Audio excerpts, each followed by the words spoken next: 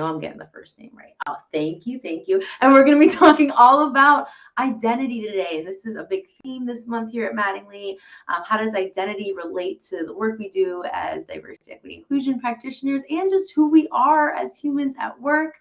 And so I'm just super, super thrilled to be joined by Prakriti here today. She is a senior behavioral scientist and senior consultant on the People Insights team at BetterUp, where she uses her knowledge and expertise in industrial organizational psychology. Shout out to all the IO psychs out there, myself included, and behavioral science to help people live with greater clarity and purpose, with a special focus on BetterUp's federal partners.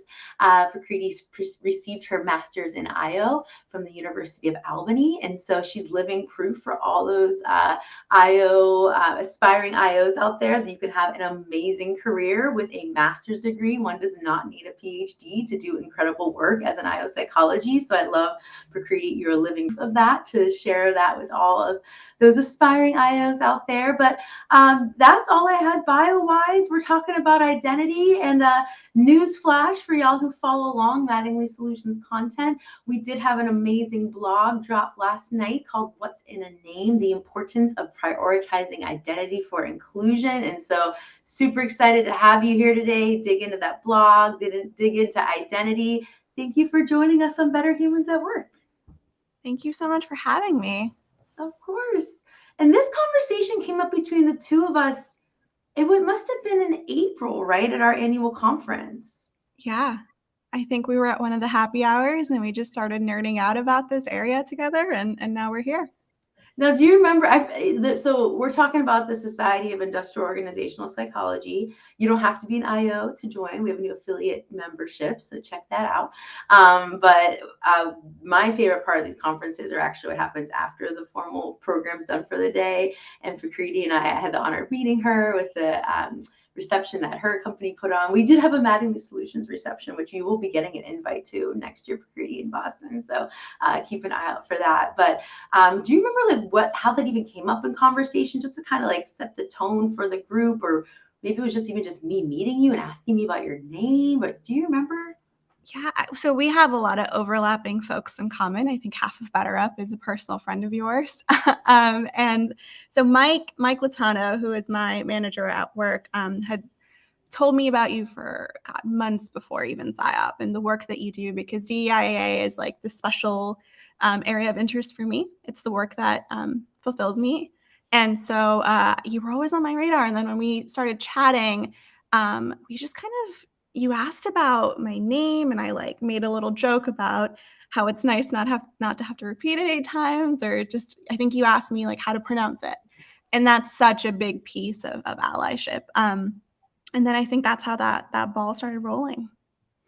Yeah, I love that. Thanks for bringing me back to that, because I have a bazillion conversations, and I do love so many people over at BetterUp. Y'all are good people over there. So I knew we would be friends just by the sheer association. And Mike's amazing. But I also remember we were talking about not just identity, but identity groups. And I personally love all these identity groups that are forming out of the Society of Biopsychology, and they're separate, but they're within, right? And the opportunities we have as identity groups to better integrate, and not just integrate the one direction, but the other way too. Like, what could PsyOp be doing to better integrate themselves into a more diverse world where we have a global majority that is not white, right? And so it's just fascinating. And so thinking about where does Prakriti live in PsyOp, or in the IO community, or in the, what are we, management services? What's the consulting world, or whatever. Let's even blow it up even bigger than the business world. And, as a woman of Indian descent and in this IO community, what is that experience like for you? And I asked that also. It was a very specific question, but people struggle with these questions every day. And where do our identities fit into whatever organization or community we belong? And so just love to hear your thoughts more about that. I will go on and on. I'm going to go on mute because I just want to hear all from you right now. Yeah, that's a great question. And you and I have had so many conversations in this space. I'm a first generation immigrant. I moved here when I was 7 and from India. And Growing up, there's the cultural expectations of what you want to do. And I remember when I chose psych and IO psych, so many members of my family didn't get it. My uncle, until I got my first consulting job, was sending me top 10 least paying major US weekly news emails. And so it was a little bit of just like trying to really branch out and go into a field that not a lot of folks from my family or the groups that I belong to in the US really fit into. And wanting to find somebody to role model, wanting to find, a successful Indian woman or just South Asian woman in IO. And so I didn't find that a lot. And the folks that I did come across, I immediately kind of latched onto and added them on LinkedIn and started kind of connecting with them because I wanted to find people who were doing meaningful, amazing work, who were successful, who looked like me, who had a name similar to mine, who had kind of gone through those experiences. And like you said in the beginning, who had a master's, who didn't need to do a PhD. And so I think it's exciting because I definitely think DEIA is something that PsyOp cares a lot about and has been focusing on and prioritizing. But I also think there's more work that we can all do to help further that. And so one of my tangible pieces of providing that is as I'm working through my PsyOp submissions, which are due tomorrow, I am trying to prioritize being a part of sessions or organizing sessions where there is a lot of representation across different groups. And one of my panels that I'm on is super exciting because it's featuring a lot of ambitious women of color. And so, yeah, I think, our identity makes up so much of who we are and how we experience the world. And I think it's just really helpful to be able to find people who look like you, who act like you, who go through similar things, and be able to kind of use them to help navigate as we go through the journey of life. Oh my gosh, I'm so glad I went off of mute because that was beautiful. I threw a couple of things on the screen while Prakriti was chatting for those watching. First off, IO Psych, Industrial Organizational Psychology. For those who love what Mattingly Solutions does, that's why you love it. You don't even know it because everything we do is rooted in that science of improving the human experience at work. I dropped the industrial. I just call myself an organizational psychologist. If I'm feeling really exhausted, I just go right for workplace psychologist. So I have to explain I'm not the Marie Kondo organizing things in your psyche, which is hilarious. The other thing I threw up on the screen was representation, right? And so just seeing ourselves in successful others. And I love how you said that. People who not only look like you, but look like you and are crushing it in the career, in the space, in the community, in the organization that you want to be, right? And I think people get hung up, especially those who don't see themselves as part of DEI, right? Or belong to some group that doesn't feel like they have a place in diversity, equity, inclusion. And this idea, it's like where no one's asking. And I don't want a world where all executive boards are cis white redheaded women. Like that would be a very, very boring world, right? Like that would be lame. But I would love to see the occasional woman who I see myself in on a board or running a company. And what you said, Prakriti, about like who are these role models? And the sad truth is, and I hated this when I was told it, but I'm gonna say it to you too. I think I already said it to you, but like we need to be those role models, right? And I literally just posted something earlier today about queen bee syndrome and how like that will never be me. It will never be me. I had our conversation. This is not to pat myself on the back. This is role modeling and just breaking it down for y'all out there.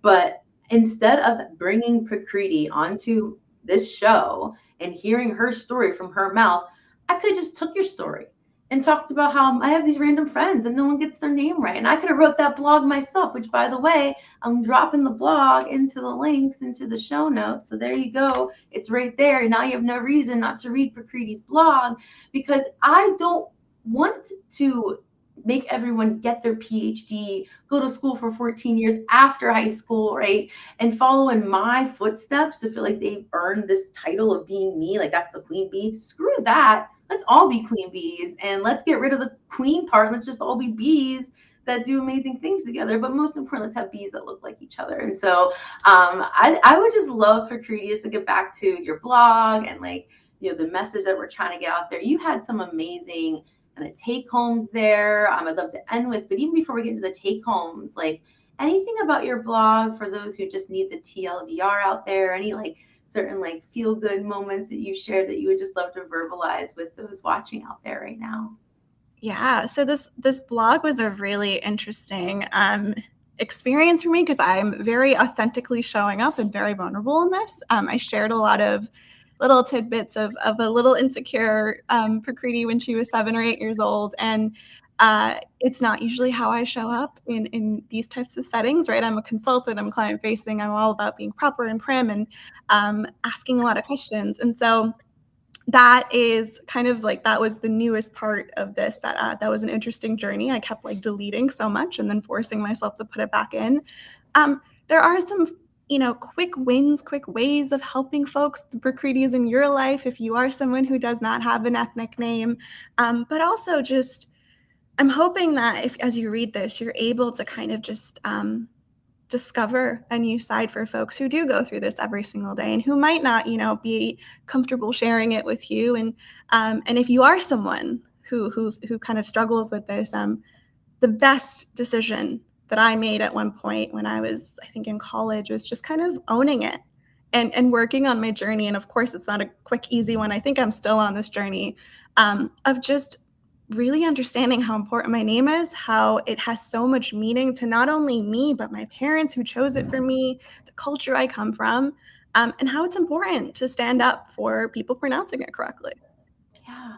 And just really getting at that why piece, and I try to help when we work with clients, especially those who just don't understand why that's so important, giving them that why and taking that time to explain. And so many things that you said, like a piece that really resonated with me is like, this is the name that my parents gave me. Like, this is who I am. This is like, it's not just I'm giving you a hard time, random person, for not pronouncing my name right because I'm being a snowflake or I'm being a PC, police. It's like, this is me. This is who I am. Right? It reminds me of one time someone told me, this was before 2020, like it was maybe like January of 2020, right? So like whenever the whole diversity, equity, inclusion space changed, right? And it became very unpopular to say what this man just said to me before that. But he looked me in the face and he said, I'm going to be honest with you. I could care less about all this diversity, equity, inclusion stuff. I have a daughter, and the best way I can be a dad to her is by giving her the same opportunities that I give anyone else, and blah, blah, blah, blah, blah. And he's like saying this to me. He's a potential investor or a connector. He worked at a very important university here in Pittsburgh that could, set me up for lots of things later in my career. But I just sat there and took it. So I knew better. But I looked back on that moment. I was like, by him telling me that point blank to my face was him point blank telling me, I do not care about you Yeah. because you're a woman or you are someone with mental health issues or you're a mother. Like you're someone who could benefit from a little bit of accommodation and acknowledgement and care in the workplace that you just told me to my face that you don't think I deserve. And so screw that. Screw people who don't get your name wrong. I'm feisty today, so y'all are getting me raw. Allyship. I want to talk a little bit about allyship. And just to preface this, that the way at Mattingly we talk about allyship, or in my research, we talk about it in terms of a partnership, right? So it's a two-way relationship. And something you mentioned earlier was about what those who want to be allies do, but like, what do you see as the role of those who are in all the Prakritis out there, right? Like, what have you done to successfully work with others who want to get it right, or help correct those who've got it wrong, or like, what can those out there do to like help allies, right? Because I really do believe it's a two-way street, but challenge me if you don't think that first and foremost, right? Because I love having those conversations too. Yeah. I think empathy is at the core of so much of the work that we do. And I'm sure there's a study out there that I don't know about, but I'm assuming that's a competency that we're all very high in, empathy, the folks who work in this space. I think it's really easy though to be highly empathetic, but then to still get caught up in life and get busy and forget. And so whenever I'm approaching the space or even that conversation that you've had, I've had a lot of conversations like that with a lot of leaders and some clients too. It's just always reminding myself to lead with empathy, to really understand that, you know, there are some people who just choose those types of moments. But there are a lot of people who just don't know better, who've never experienced it, who've never connected with someone who has experienced it. And so, to your point, I agree. It's got to be a two-way street. And we have to, this is what we talked about earlier. Like, I haven't seen a lot of folks that I wanted to, that did these things. And so, I want to do it for folks coming up after me and women coming up after me.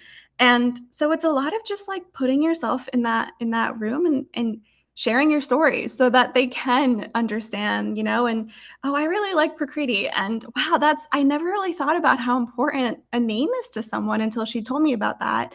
And then hope that they are continuing to be mindful. I also am a big advocate for getting people's names right, even if it is a Sam or a Victoria. That is common. A lot of folks, we have 3 women on our team who are very similarly named, but just have a couple variations, and they get mixed up all the time. And I am the first person private messaging or slacking the person saying the name incorrectly to say, hey, FYI, it's this. And I think it just starts with something as small as that, making that effort yourself, but then also helping other people navigate identities and just ensuring that they're mindful of it. Oh my gosh. I love that example for so many reasons, but the biggest one to call out today is inclusion truly done right benefits everyone. And I know when I say that, people roll their eyes and like, oh, you're just trying to get me involved or trying to get me to care. But I'm sure those 3 women with similar sounding names appreciate that so much. And even thinking about the gender issues that we face in the workplace by our ideas not being credited to us, accidentally stolen or purposely stolen, being talked over, being interrupted, right? And so then we're adding not getting the name right on top of that, right? And so it doesn't have to be some, and I say foreign, like that's awful, some non-ethnocentric name, right? Anglo-ethnocentric name. I love this whole global majority thing. I love that I'm not a member of the global majority. I think that's amazing. I'm all about flipping stuff on its head right now, but you're getting me on a feisty day. I love a feisty Victoria. It's my favorite kind. I will say too, though, like, I don't think we all have the experiences of working with a global mind. I mean, I supported a lot of our federal partners, and it is also just it's important to understand that just speaking the language and kind of meeting folks where they are and knowing that just because we're in the space and we care so deeply about it and we educate ourselves about it, everyone's not there. And so just always like, it goes back to that empathy piece. Sometimes there's no appetite for it, but everyone has a little bit of appetite for just making sure they're saying names right. That doesn't mean you are all of a sudden doing all this D&I work. It's just something that's free. It's something that's simple, and it's a quick win, as I like to call it. So, I mean, that's definitely a consulting space kind of question there. But yeah, it's also just understanding that like you're right. You're not part of the global majority, but you are in probably a lot of the spaces that we live in the United States. And so it's also just recognizing that there's a future and there's a current, and it's okay if it's not perfect.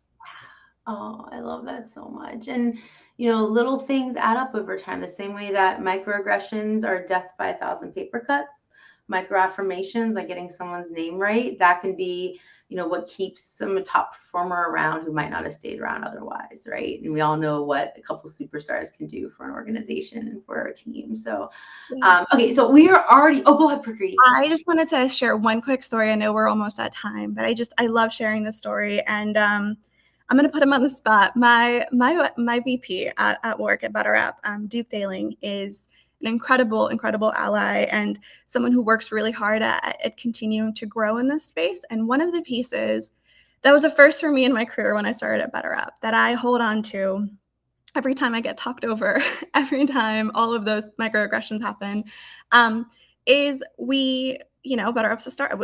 It was a startup. It's still a startup, but it was a lot younger of a startup when I started. And we had this issue come up where we needed someone who spoke Hindi for a client. And I raised my hand and I was like, hey, I'm happy to do it. And he paused and said, If you want to do this, I'm happy to support you, but I need you to understand that we didn't hire you because of your background. You know, you're being Indian. We didn't hire you because you spoke Hindi. We hired you because you're you and you're going to help us grow. And so if you want to do this and you obviously have the skill set to do it, I just want you to know that it's not because we're tokenizing you. And that was the first time in my career that a older white male leader took the time to have that sort of uncomfortable conversation, and make sure that I knew that. And that's been just one of those pivotal moments that I keep going back to of just allyship. Oh my gosh. And like, was it a message or did he call you? How did he tell you that? It was a Zoom meeting. It was just face to face like this. Okay. He just said it just like this. And I think that's harder. I think a Yeah, message that we can I retype. think so too. Yeah. It's all hard, but you know what? It took him 30 seconds to say that. And that 30 seconds probably changed your entire perception of why you were there and why you got hired in a world, especially at this moment where there's a lot of tokenization going on. But we could talk about tokenization all day. I love that you shared that story.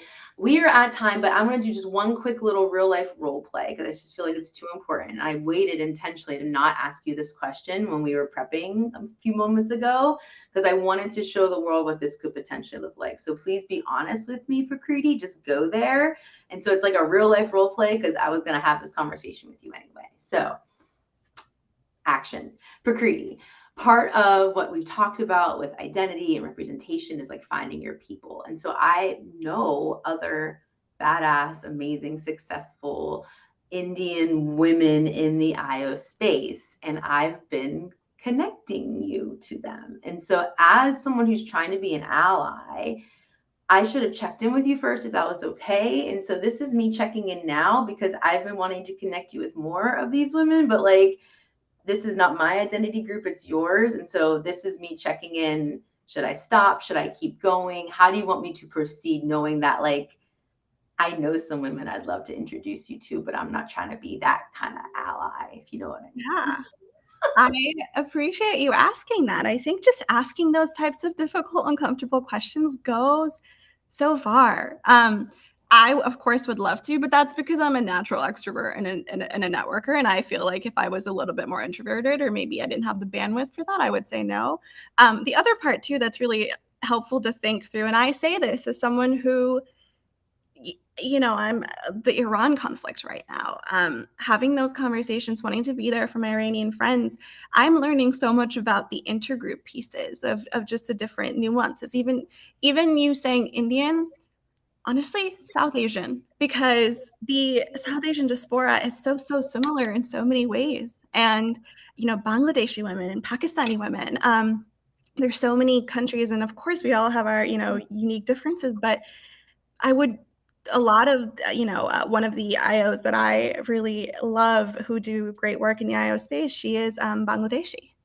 And when we first chatted, we realized just how much we had in common. And so I think just even starting from there, learning about sort of the intergroup pieces and seeing how we can all come together and be stronger. So it's not just Indian women. That's something that's a journey I'm on. So yeah, I hope that's helpful. So helpful. So what I'm hearing is continue connecting. I'll just do one-on-one with you personally, and then you can take it from there. And if you could give me some empathy and grace as someone trying to be an ally, right? And I'm not calling myself an ally, people. You don't call yourself an ally. You can try to be an ally, but your actions need to speak for your allyship. But I will trust that you'll make sure that they don't feel like I'm tokenizing them by putting together two people who maybe don't typically get to interact with one another in our space that's lacking a community. But Prakriti, you are amazing. Thank you so much. I'm just so grateful to have you as a human, as Prakriti in my network, and being just another awesome IO doing great work, inspiring those who look like you or who don't look like you to follow in your footsteps. So thank you for everything you've done. Read Prakriti's blog. Thank you for all you've done to help us be better humans at work, especially when it comes to these small actions that can make a big difference. Any final words to our audience before we sign off? No, thank you, Victoria, for creating a space like this, for using your voice for meaningful change, and for I'll call you an ally because I can. I think you are an ally, and I think you're constantly working on your journey. And I think as long as we all just be more cognizant of how we show up, I think that moves the needle a ton. So yeah, happy to chat with anyone who wants to reach out, and yeah, excited to continue working in the space and learning from you. Awesome. And we'll drop Prakriti's LinkedIn. Is that the best way for people to connect with you? LinkedIn on the various platforms. Thank you all for tuning in, and we look forward to talking more about Better Humans at Work on our next episode.